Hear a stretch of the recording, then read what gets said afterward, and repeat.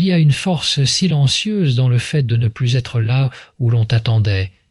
Quand ta présence devient une habitude pour quelqu'un, elle perd peu à peu son impact, non pas parce qu'elle n'a plus de valeur, mais parce qu'elle est devenue prévisible, intégrée, presque invisible.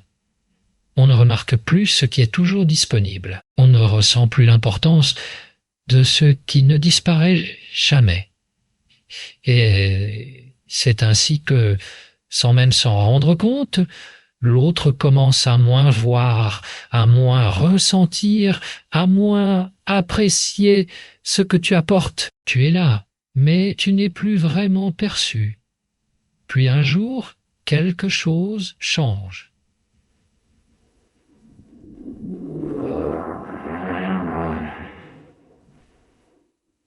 Tu choisis de ne plus être aussi présent. Tu réduis ta présence, non pas par colère, non pas pour provoquer, mais simplement parce que tu comprends que rester constamment accessible t'efface plus qu'il ne te valorise. Et dans ce retrait, il y a un basculement invisible, un espace secret. Un vide apparaît. Et ce vide, aussi discret soit-il, commence à parler. Au début, l'autre ne comprend pas. Il y a une forme d'inconfort, presque imperceptible. Quelque chose manque, mais ce n'est pas encore clair. C'est comme une pièce dans une maison qu'on traverse tous les jours, sans y penser, jusqu'au moment où elle est fermée. On ne réalisait pas son importance, jusqu'à ce qu'on ne puisse plus y entrer. Ton absence agit de la même manière. Elle transforme une présence oubliée en une sensation absente. Ce qui rend ce mécanisme si puissant, c'est qu'il ne repose pas sur des mots. Tu n'expliques rien, tu ne réclames rien, tu ne justifies rien. Tu laisses simplement ton absence faire ce que ta présence ne pouvait plus faire. Elle devient un miroir dans lequel l'autre commence à voir ce qu'il ne voyait plus. Les gestes, les attentions, l'énergie, la constance, tout ce qui semblait acquis revient à la surface, mais sous une autre forme.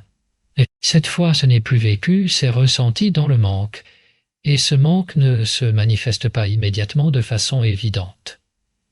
Il s'installe doucement, il apparaît dans les moments de silence, dans les habitudes interrompues, dans les instants où l'autre s'attendait à te retrouver et réalise que tu n'es pas là. C'est dans ces petits décalages que la prise de conscience commence. Pas une prise de conscience brutale, mais une sensation qui grandit, qui s'installe, qui devient de plus en plus difficile à ignorer.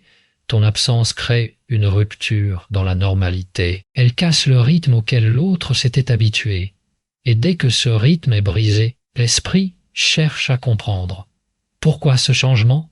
Pourquoi cette distance? Qu'est-ce qui a bougé? Ces questions ouvrent une porte intérieure. Une réflexion commence, parfois consciente, parfois inconsciente. Et dans cette réflexion, ton importance reprend forme. Ce qui est essentiel ici, c'est que tu ne forces rien. Tu ne cherches pas à provoquer une réaction immédiate. Tu ne te bats plus pour être vu, compris ou reconnu. Tu changes simplement de position. Tu te retires de l'endroit où tu étais devenu invisible.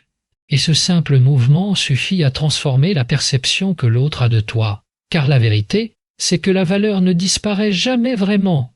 Elle peut être ignorée, négligée, mise de côté, mais elle existe toujours. Et parfois, il suffit d'un manque pour qu'elle réapparaisse avec encore plus de force. Ton absence agit comme un révélateur. Elle montre ce qui était là, mais que l'habitude avait rendu flou. Dans ce processus, tu retrouves aussi quelque chose d'essentiel, ton espace. En cessant d'être constamment tourné vers l'autre, tu reviens vers toi, tu te reconnectes à ton propre rythme, à tes propres besoins, à ton propre équilibre. Et ce retour à toi-même change ton énergie. Tu n'es plus dans l'attente, tu n'es plus dans la dépendance, tu n'es plus dans la recherche constante de validation. Cette transformation intérieure renforce encore plus l'effet de ton absence, parce qu'elle n'est pas seulement physique, elle est aussi émotionnelle. Tu n'es plus accessible de la même manière. Tu n'es plus disponible à chaque instant. Et cette nouvelle posture crée une distance qui n'est pas froide, mais puissante. Une distance qui oblige l'autre à faire un pas, à combler l'écart, à venir vers toi s'il veut te retrouver, et dans ce mouvement, quelque chose de profond se produit. L'autre commence à ressentir ce qu'il ne ressentait plus. Il ne s'agit pas seulement de se souvenir de toi, mais de ressentir ton absence comme une perte de quelque chose de stable, de présent, de précieux. Et c'est dans cette sensation que naît le regret. Pas un regret imposé, pas un regret manipulé, mais un regret qui émerge naturellement, parce que ce qui était là ne l'est plus de la même manière. Tu n'as pas eu besoin de convaincre, ni de prouver, ni de lutter. Tu as simplement laissé l'espace parler à ta place. Et parfois, ce silence en dit bien plus que toutes les explications du monde. Il y a un moment charnière où l'on comprend que donner sans cesse finit par nous éloigner de nous-mêmes. À force d'investir son énergie dans une relation, dans une attente, dans une présence constante, on en oublie souvent de nourrir sa propre existence. On devient attentif à l'autre, disponible pour l'autre, centré sur l'autre, jusqu'à ce que notre propre valeur commence à se diluer dans ce mouvement. Et ce n'est pas un manque de force, ni un manque de dignité, c'est simplement une habitude silencieuse qui s'installe, celle de se mettre en second plan. Puis vient ce moment où quelque chose bascule intérieurement. Pas une rupture brutale, pas une réaction impulsive, mais une prise de conscience calme, presque lucide. Tu réalises que ton énergie mérite d'être redirigée, que ce que tu donnais à l'extérieur, tu peux aussi le reconstruire à l'intérieur. Et dans ce choix, il y a une transformation profonde qui commence. Tu ne te retires pas pour fuir, tu te retires pour te retrouver. Cette reconstruction ne se fait pas dans le bruit, elle ne se montre pas, elle ne s'explique pas, elle se vit. Tu recommences à investir du temps dans ce qui t'élève, dans ce qui te stimule, dans ce qui te redonne un sentiment de progression. Ce sont parfois des choses simples, presque invisibles pour les autres, mais essentielles pour toi. Tu redécouvres ce qui te passionne, ce qui t'apaise, ce qui te donne un sentiment d'existence en dehors du regard de quelqu'un d'autre. Et au fur et à mesure que tu te reconnectes à toi-même, ton énergie change. Ce n'est pas une transformation spectaculaire, mais elle est profondément perceptible. Ton regard devient plus posé, ton attitude plus stable, ton silence plus rempli. Tu ne cherches plus à combler un vide extérieur, parce que tu es en train de remplir ton propre espace intérieur. Et cette plénitude nouvelle crée quelque chose d'inattendu, une forme d'attraction naturelle.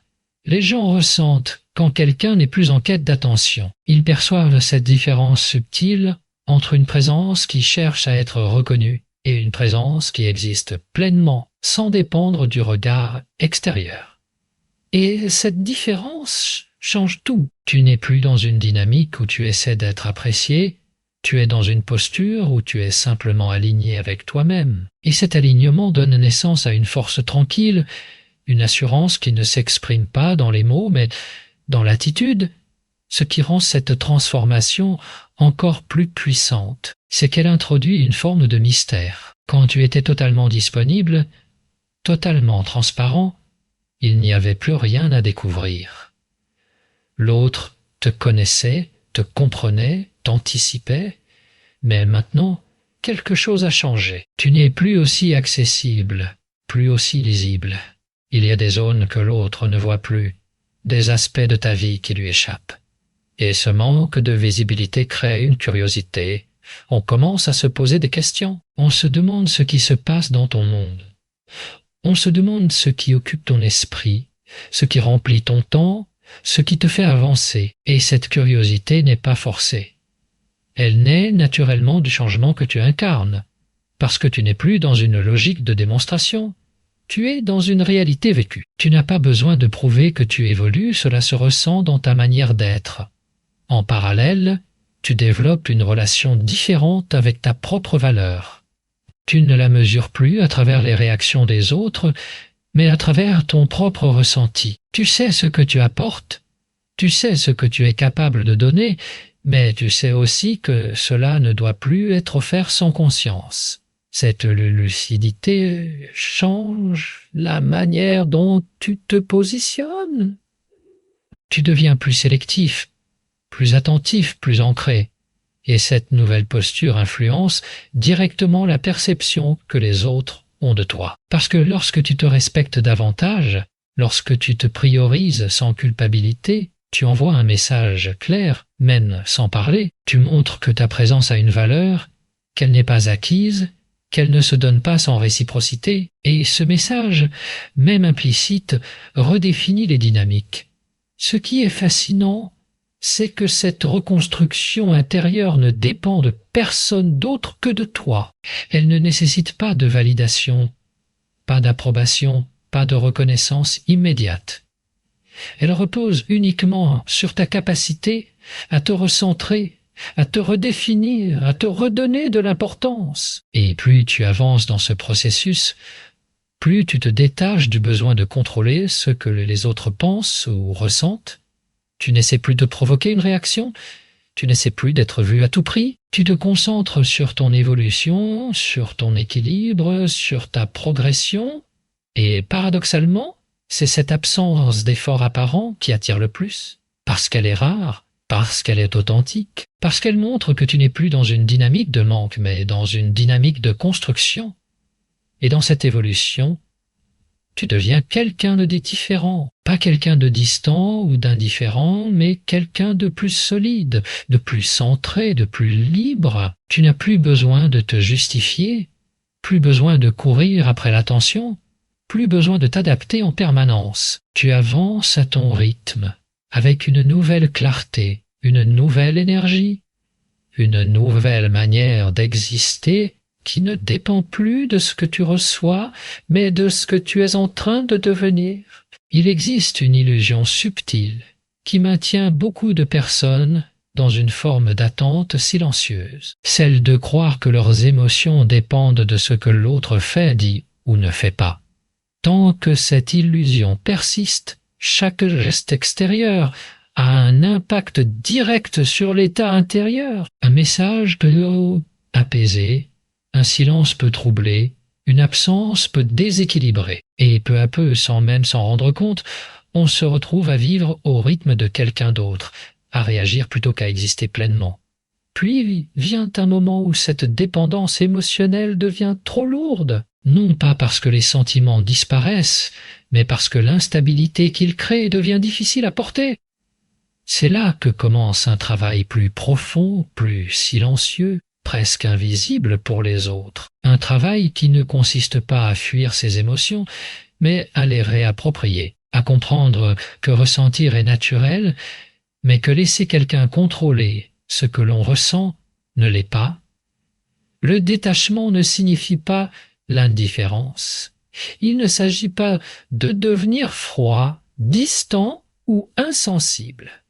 Il s'agit de retrouver une forme de stabilité intérieure, une capacité à rester aligné avec soi-même, même lorsque l'extérieur ne répond pas à ses attentes. C'est un processus progressif, parfois inconfortable, parce qu'il oblige à faire face à ses propres habitudes, à reconnaître à quel point on a pu attendre, espérer, interpréter, parfois même s'oublier dans cette démarche. Il y a un changement de regard, on cesse de chercher constamment des signes, des validations, des preuves. On arrête de surinterpréter les silences, de donner du sens à chaque détail. On commence à accepter que tout ne dépend pas de nous, que tout ne doit pas être compris immédiatement, que certaines choses ne méritent pas d'être analysées en profondeur. Et cette acceptation crée un espace intérieur nouveau, un espace où l'esprit se calme. Ce calme devient une force, parce qu'il ne repose pas sur des réponses extérieures, mais sur une stabilité intérieure. Tu n'attends plus qu'on te rassure pour te sentir bien. Tu n'as plus besoin d'une confirmation pour avancer. Tu n'es plus suspendu à un geste ou à une parole. Tu redeviens maître de ton propre équilibre. Et cette maîtrise change profondément ta manière d'être petit à petit. Tu ressens moins d'urgence. Les choses qui te semblaient autrefois importantes perdent de leur intensité, non pas parce qu'elles n'ont plus de valeur, mais parce qu'elles ne définissent plus ton état intérieur. Tu observes davantage, tu réagis moins. Tu prends du recul là où tu aurais autrefois plongé émotionnellement, et ce recul te donne une lucidité nouvelle. Cette lucidité te permet de voir les dynamiques avec plus de clarté. Tu comprends mieux ce qui est équilibré et ce qui ne l'est pas. Tu perçois les efforts, mais aussi les absences d'efforts. Tu ressens les intentions, mais aussi les incohérences. Et surtout, tu ne te racontes plus d'histoires pour combler les vies. Tu acceptes les choses telles qu'elles sont, sans les embellir, sans les dramatiser. Ce détachement modifie également la manière dont les autres te perçoivent, parce que lorsque tu n'es plus dans une attente constante, ton énergie change, elle devient plus stable, plus posée, plus difficile à perturber. Tu n'es plus facilement atteignable émotionnellement, et cette distance crée une forme de respect naturel. Les interactions deviennent différentes, plus équilibrées, moins chargées d'attentes implicites. Il y a aussi une liberté qui naît de ce détachement, une liberté de ne pas répondre immédiatement, de ne pas réagir à chaque sollicitation, de ne pas se sentir obligé de maintenir une connexion constante. Tu choisis quand tu t'impliques, comment tu t'impliques, et à quel niveau. Tu n'agis plus par réflexe, mais par décision, et cette liberté te redonne du pouvoir sur ta propre vie. Ce qui est profondément transformateur dans ce processus, c'est qu'il ne dépend pas du comportement de l'autre. Tu n'attends pas que quelqu'un change pour te sentir mieux. Tu ne bases plus ton équilibre sur une évolution extérieure. Tu prends la responsabilité de ton propre état intérieur, et cette responsabilité te rend plus fort, plus autonome, plus ancré. Avec le temps, ce détachement devient naturel. Il ne demande plus d'efforts particuliers. Il s'intègre dans ta manière de penser, de ressentir, d'agir. Tu continues à vivre des émotions, à t'attacher, à ressentir, mais sans te perdre. Tu gardes une forme de centre, une stabilité qui te permet de rester toi-même, quelles que soient les circonstances. Et dans cette stabilité, il y a une forme de puissance discrète, une puissance qui ne cherche pas à s'imposer mais qui se ressent, une présence qui ne dépend pas de l'attention qu'elle reçoit mais de l'équilibre qu'elle incarne. Tu n'es plus dans une dynamique de besoin mais dans une dynamique de choix. Et cette différence, même silencieuse, change profondément la manière dont les relations se construisent autour de toi. Quand tout devient prévisible, l'intensité disparaît, sans même que l'on s'en rende compte. Les échanges deviennent mécaniques, les réactions attendues, les silences sans conséquence. Il n'y a plus de tension, plus de surprise, plus de mouvement. Tout est installé dans une forme de confort qui, avec le temps, finit par éteindre l'intérêt. Non pas parce que la connexion n'existe plus, mais parce qu'elle ne se renouvelle plus. Elle se répète, elle se reproduit, elle devient une routine dans laquelle plus rien ne vient éveiller la curiosité. Et c'est précisément là que quelque chose peut changer, sans bruit, sans annonce. Une légère rupture dans ce schéma suffit à modifier toute la perception. Lorsque tu n'es plus aussi disponible, lorsque tu ne réponds plus de la même manière, lorsque ton énergie cesse d'être constante, un décalage apparaît. Ce décalage n'est pas forcément compris immédiatement, mais il est ressenti. Il crée une petite tension, une sensation différente, presque imperceptible au début, mais suffisamment présente pour troubler l'habitude. Ce trouble est essentiel parce qu'il réveille l'attention. Ce qui était automatique cesse de l'être, ce qui était acquis devient incertain. Et dès que l'incertitude s'installe, l'esprit commence à s'activer. Il cherche à comprendre, à analyser, à combler le vide laissé par ce changement. Pourquoi ce silence? Pourquoi cette distance? Pourquoi cette différence dans l'attitude? Ces questions ne viennent pas de toi. Elles naissent dans l'esprit de l'autre, naturellement, sans que tu aies besoin de les provoquer. Ce qui rend cette dynamique puissante, c'est qu'elle repose sur un phénomène profondément humain. La curiosité face à l'inconnu. Tant que tout est clair, accessible et prévisible, il n'y a pas de raison de chercher plus loin. Mais dès que quelque chose échappe à la compréhension, l'intérêt renaît. L'esprit veut savoir, veut comprendre, veut retrouver ce qu'il ne maîtrise plus. Et dans cette recherche, une forme d'attention nouvelle se développe. Ton absence partielle, ton changement de rythme, ton silence ponctuel deviennent alors des éléments qui attirent. Non pas parce qu'ils sont extrêmes, mais parce qu'ils sont différents de ce qui existait avant. Cette différence crée une rupture dans la continuité, et cette rupture donne de la valeur à ce qui n'est plus systématique. Ta présence, qui était autrefois constante, devient plus rare, et donc plus significative. Le manque commence à s'installer de manière progressive. Pas un manque dramatique, pas un vide brutal, mais une sensation diffuse, quelque chose qui n'est plus là comme avant, une énergie qui ne se manifeste plus de la même manière. Et ce manque, même léger, pousse à revisiter ce qui existait. Les souvenirs prennent une autre dimension. Les moments partagés reviennent à l'esprit avec une intensité différente. On ne les vit plus, on les ressent à distance, et cette distance les rend plus présents intérieurement. Ce processus ne dépend pas d'une action directe de ta part. Tu ne cherches pas à créer un effet spectaculaire, tu ne joues pas un rôle. Tu modifies simplement ta manière d'être, ton niveau d'implication, ton rythme. Et ce changement suffit à transformer la perception globale. Parce que l'autre ne peut plus s'appuyer sur les mêmes repères. Il doit réajuster sa compréhension, son regard, son positionnement. Ce qui se passe à ce moment-là est subtil, mais profond. L'autre commence à te percevoir différemment. Non plus comme une présence acquise, mais comme quelque chose de moins accessible, de moins certain. Et cette incertitude réveille une forme d'intérêt. On commence à observer davantage, à prêter attention à des détails qui passaient inaperçus auparavant. Ton silence devient un message. Ton absence devient une présence différente. La curiosité qui naît de cette situation n'est pas superficielle. Elle s'ancre dans une envie de comprendre ce qui a changé, mais aussi dans un besoin de retrouver une forme de connexion. Parce que lorsque quelque chose qui faisait partie du quotidien se transforme, il laisse une trace. Et cette trace devient un point d'attention. On y revient mentalement, on y pense, on cherche à lui redonner du sens. Dans cette dynamique, tu n'es plus celui qui nourrit constamment l'échange. Tu deviens celui qui introduit une variation, une rupture, un espace, et cet espace oblige l'autre à s'impliquer différemment, à faire un pas, à combler un silence, à recréer un lien qui ne se maintient plus tout seul. Ce déplacement est naturel, il ne résulte pas d'une pression, mais d'un déséquilibre qui appelle à être rééquilibré.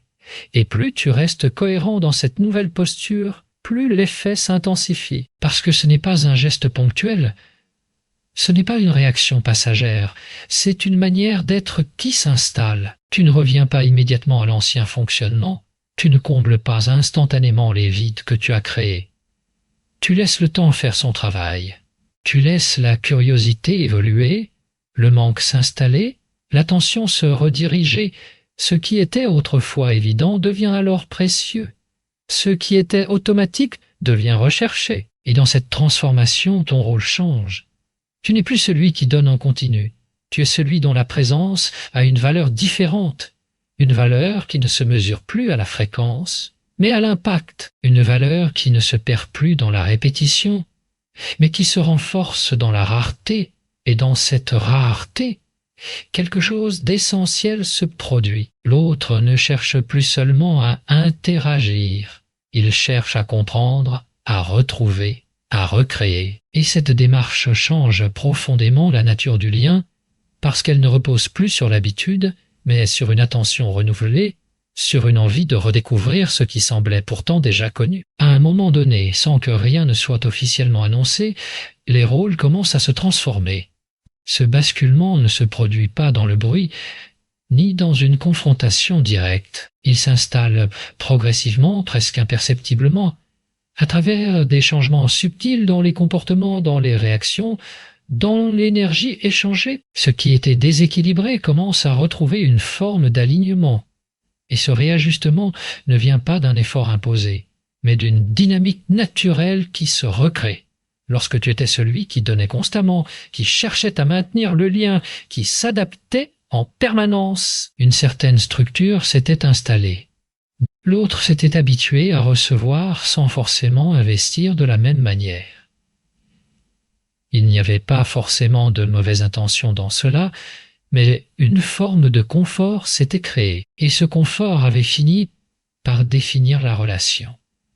Chacun occupait une place, et cette place semblait stable, presque figée, mais dès que tu changes de posture, tout l'équilibre se modifie. En cessant d'alimenter constamment cette dynamique, tu crées un vide dans le rôle que tu occupais. Et ce vide ne reste pas neutre. Il appelle une réaction. Il oblige l'autre à s'ajuster, à se repositionner, à réagir différemment. Ce qui était autrefois automatique devient un effort. Ce qui était évident devient incertain. Ce changement ne se manifeste pas toujours de manière immédiate. Parfois, il y a un temps d'observation, un moment où l'autre ne comprend pas encore ce qui est en train de se passer. Il teste, il attend, il observe si tu reviens à ton ancien comportement. Mais lorsque ce retour ne se produit pas, lorsque ta nouvelle posture se maintient avec cohérence, quelque chose commence à évoluer plus profondément. L'autre commence à faire des pas qu'il ne faisait pas auparavant. Il initie davantage, il cherche à recréer le contact. Il devient plus attentif, non pas parce qu'on lui a demandé, mais parce que la dynamique les pousse. Il ressent que quelque chose lui échappe, que la relation n'est plus acquise de la même manière. Et ce ressenti déclenche un mouvement intérieur, une envie de rétablir ce qui semblait naturel, mais qui ne l'est plus. Ce retournement est puissant parce qu'il est authentique. Il ne repose pas sur une stratégie imposée, mais sur une prise de conscience progressive. L'autre réalise, à travers ton absence partielle, à travers ton changement d'énergie, que ce que tu apportais n'était pas banal.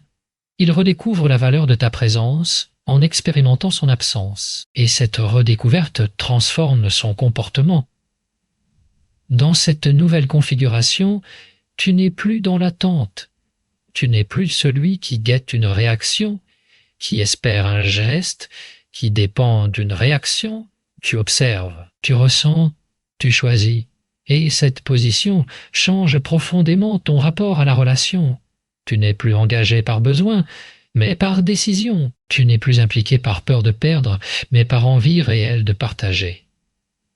Cette liberté intérieure te donne une clarté nouvelle. Tu vois les efforts, mais tu vois aussi leur sincérité. Tu perçois les intentions, mais tu distingues aussi ce qui est motivé par l'habitude et ce qui est réellement choisi. Tu n'acceptes plus tout par défaut. Tu sélectionnes, tu filtres, tu ajustes. Et cette exigence, loin de créer de la distance, crée du respect.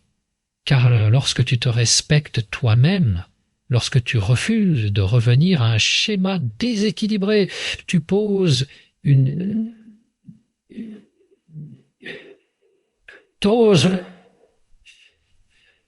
limite silencieuse, une limite qui ne se dit pas forcément avec des mots, mais qui se ressent dans ta manière d'être. Et cette limite redéfinit les règles du jeu. Elle montre que ta présence n'est plus acquise, qu'elle se mérite, qu'elle s'entretient. Ce qui se produit alors est une inversion des rôles. Celui qui était en retrait commence à avancer. Celui qui prenait peu d'initiative commence à en prendre davantage. Celui qui semblait distant devient plus présent. Et ce changement n'est pas forcé. Il émerge d'un besoin de rééquilibrer la relation, de retrouver une connexion qui ne fonctionne plus de manière automatique. Dans ce processus, le regret peut apparaître. Pas un regret exprimé forcément de manière directe, mais un regret ressenti intérieurement. Une prise de conscience que quelque chose de précieux a été négligé, une compréhension que ce qui semblait acquis ne l'était pas réellement. Et ce sentiment peut amener l'autre à changer, à s'impliquer différemment, à accorder une attention nouvelle à ce qu'il avait laissé passer. Mais ce qui est essentiel, c'est que ce regret ne devient plus ton objectif. Tu ne cherches pas à le provoquer, tu ne t'y accroches pas. Il est simplement une conséquence possible de ton repositionnement, parce que ton véritable changement ne se situe pas dans la réaction de l'autre, mais dans la manière dont toi tu te tiens désormais dans la relation. Tu avances avec une conscience différente. Tu sais ce que tu apportes, mais tu sais aussi ce que tu attends. Tu n'es plus prêt à te perdre pour maintenir un lien. Tu n'es plus disposé à donner sans équilibre. Et cette lucidité devient ta force. Elle te permet de construire quelque chose de plus sain, de plus stable, de plus aligné avec ce que tu es réellement. Dans cette nouvelle dynamique, tout devient plus clair. Les intentions se révèlent, les comportements prennent du sens, les efforts trouvent leur place. Tu n'as plus besoin de deviner, de supposer, de combler les silences. Tu observes ce qui est là, simplement, sans chercher à transformer ce qui ne vient pas naturellement. Et cette posture te donne un avantage silencieux, celui de ne plus dépendre de ce que l'autre décide. Et c'est dans cette indépendance que réside la véritable transformation. Parce que tu n'es plus dans une relation pour combler un vide, mais pour partager une présence. Tu n'es plus en train de chercher une validation, mais de vivre une connexion consciente. Et cette différence change tout, parce qu'elle te place dans une position où tu peux accueillir, mais aussi refuser, où tu peux t'ouvrir, mais aussi te protéger, où tu peux avancer sans te perdre dans ce que tu ressens, sans te diluer dans ce que l'autre choisit de faire ou de ne pas faire. Tout ce chemin repose sur une transformation intérieure plus que sur une réaction extérieure. Il ne s'agit pas de changer pour provoquer, ni de s'éloigner pour manipuler, mais de revenir à une forme de vérité personnelle que l'on avait parfois laissée de côté. Pendant longtemps, l'attention était tournée vers l'autre, vers ce qu'il faisait, ce qu'il donnait, ce qu'il ne donnait pas. Et sans même s'en rendre compte, cette focalisation avait créé une dépendance silencieuse, une attente constante, un besoin d'équilibre qui ne venait de quelque chose, c'est clair. Une compréhension plus calme, plus lucide, s'installe. Tu réalises que ce que tu cherchais à l'extérieur existe déjà en toi, mais que tu avais cessé de le nourrir. Et dans cette prise de conscience, il y a un retour à soi qui change tout. Tu ne cherches plus à combler un vide à travers quelqu'un, tu apprends à remplir ton propre espace. Tu ne te définis plus à travers une relation, tu redéfinis ta relation à toi-même. Ce repositionnement transforme naturellement la manière dont tu te présentes au monde. Ton énergie devient différente, plus stable, plus posée, moins dépendante des variations extérieures. Tu n'es plus dans une attente permanente, tu es dans une présence consciente. Et cette présence a une force particulière, parce qu'elle ne cherche pas à être validée, elle existe simplement, avec une forme d'assurance tranquille qui ne se prouve pas, mais qui se ressent en changeant ton rapport à toi-même. Tu changes aussi ton rapport aux autres. Les dynamiques évoluent sans que tu aies besoin de les forcer. Ce qui était déséquilibré commence à se réajuster. Ce qui était acquis devient incertain. Ce qui était négligé retrouve de la valeur. Et ce mouvement se fait naturellement, parce qu'il repose sur une base plus saine, plus ancrée, plus consciente. Tu comprends alors que ta présence n'a jamais été ordinaire. Elle avait simplement été rendue invisible par l'habitude, par la répétition, par une disponibilité constante qui ne laissait plus de place au manque. En modifiant ton rythme, en créant de l'espace, en te recentrant sur toi-même, tu redonnes à cette présence une nouvelle dimension. Elle devient plus rare, donc plus ressentie, plus subtile, donc plus marquante dans ce processus. Tu apprends aussi à lâcher prise sur ce que tu ne peux pas contrôler. Tu ne cherches plus à obtenir des réactions, à provoquer des émotions, à diriger le comportement de l'autre.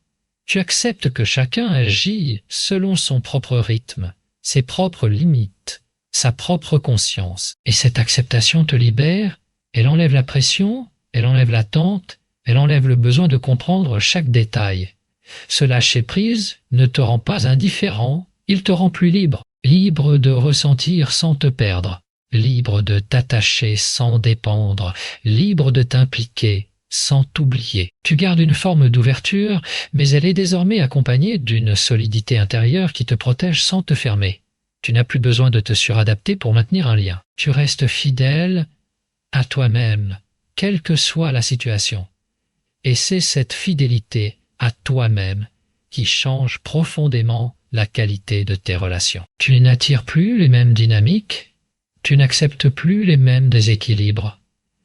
Tu ne fonctionnes plus sur les mêmes bases. Tu crées des connexions plus conscientes, plus équilibrées, plus respectueuses de ce que tu es devenu. Et dans ces nouvelles connexions, il y a moins de tension, moins d'incertitude, mais plus de clarté. Tu avances avec une vision différente. Tu ne cherches plus à être indispensable, tu cherches à être aligné. Tu ne cherches plus à être retenu, tu choisis où tu veux rester. Tu ne donnes plus pour être reconnu.